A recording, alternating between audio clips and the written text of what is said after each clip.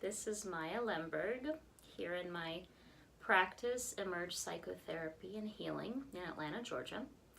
And I'm gonna do a couple of videos in preparation for an upcoming workshop I am co-leading on May 18th called Igniting the Warrior Within. It's a boundaries and assertiveness training for women or those who identify as women.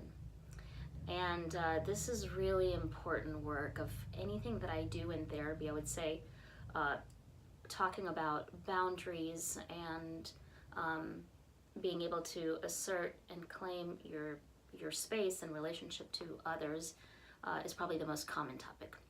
So I wanted to bring in little tidbits of information to you guys.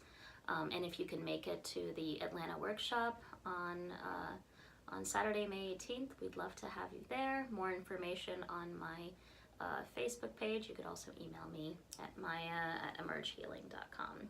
But I wanted to start with a little definition of personal boundaries. In case some of you guys hear this word, but you're not really sure what it means.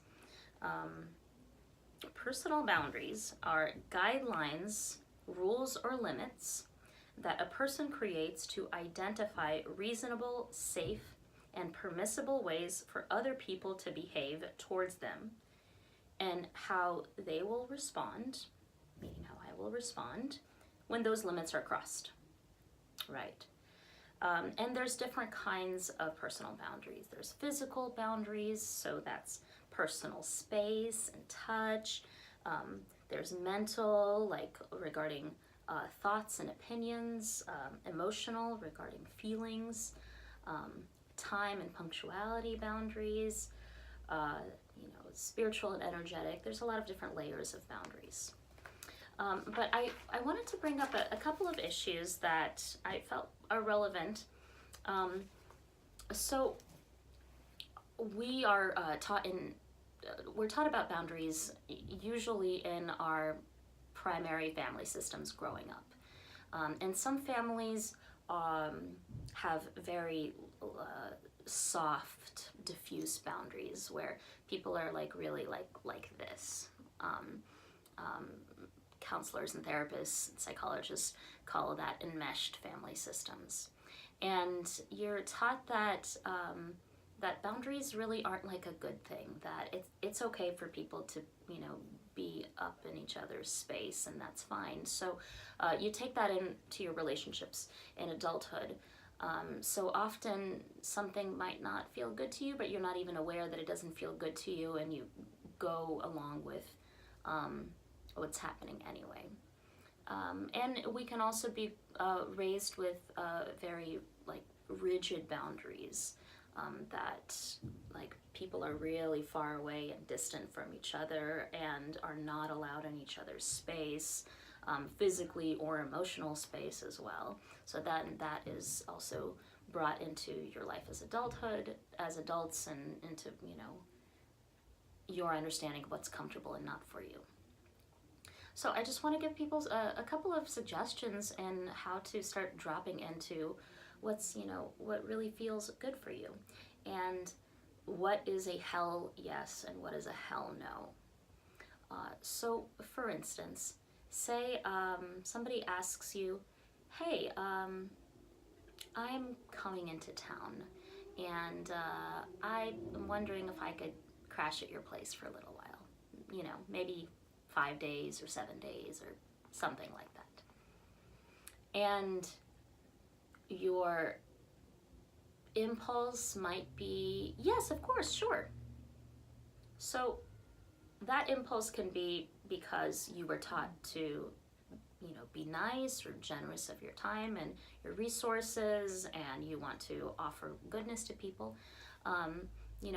It's also could be based on from a place of wanting to please others, that if you don't do what other people want you to do, there could be backlash or consequence. So it's, so yes is an impulse, but it might not be authentic. So typically, it might take us a little bit of time. Sometimes it's really clear, like, yes, I absolutely want that, or no, I absolutely don't want that. But if it's not really clear, let's start tuning into our avoid impulse or approach impulse.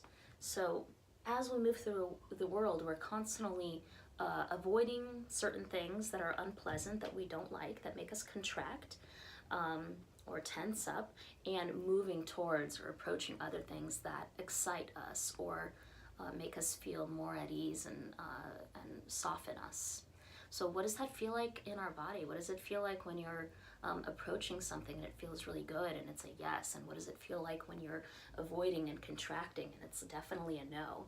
And some of it can be really obvious, and some of it is like really tuning into the subtleties of what we're feeling.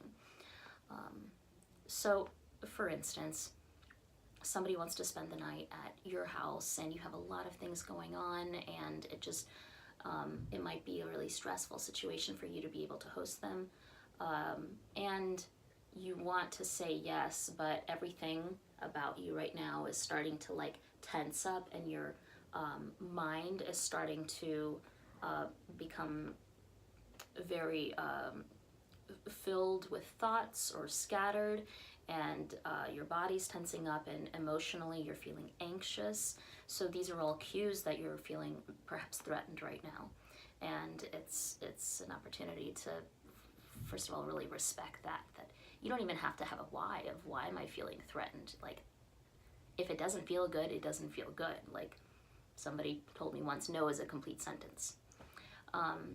So the other thing that I want to talk about is, okay, so now we've maybe tuned into what feels like a yes and what feels like a no, really like dropped into your heart.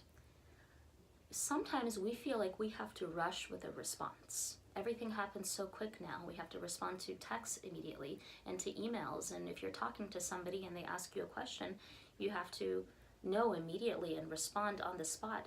And sometimes it doesn't happen so quickly, and some of us have slower processing speeds. So I really want to empower and encourage everyone to say, I don't know yet. Can I get back to you? I'm not really sure yet. And then you can have the space to then drop in and feel it out, try it on, and then really get clear on what the yes is and what the no is. You're not obligated to respond in real time quickly to anybody, actually. So the last thing that I want to talk about is guilt. So guilt is a big reason why people are terrified of setting personal boundaries and asserting themselves. That if they do that, they're going to hurt somebody. They're going to hurt somebody's feelings. They're not going to give that person what they want. And then that relationship might be in some kind of jeopardy, and we could lose the connection. And that's all really real. And obviously, based on how you were raised, you're going to have different experiences and varying degrees of guilt. So the first thing is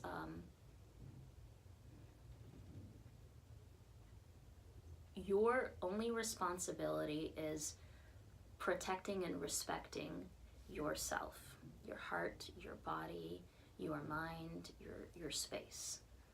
That is your primary relationship. Everything else is secondary.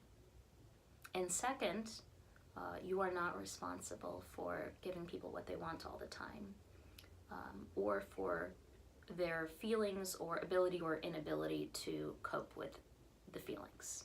That is not your responsibility. So that's kind of that's a boundary in of itself.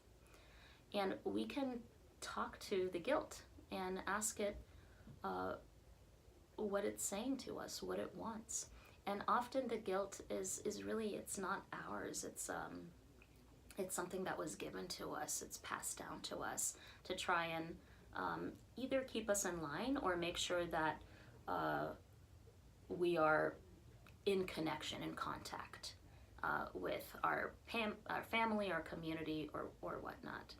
So sometimes relationships will thrive and be flexible as you learn to navigate the world of boundaries and asserting boundaries, and other people may fall off because they're not interested in complying by these new rules that you're setting around respecting yourself and your needs. And while that might be painful, if it feels like it's honoring of yourself, like truly, it could be what is best for your personal evolution. Not all relationships are meant to last, and not all people grow and evolve at the same pace at the same time. So I know that was a lot to think about. So we defined boundaries, we looked at different kinds of boundaries.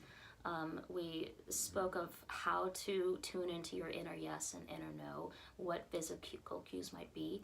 We talked about choosing to take some space and time to figure out what feels good and not, and then working with guilt. And we'll talk more about the guilt stuff later on. So again, if you're interested in the Boundaries workshop for women, it's on May 18th, and you're welcome to check me out at emergehealing.com for more information. Thank you so much for listening. It's been a pleasure sharing. Have a beautiful day.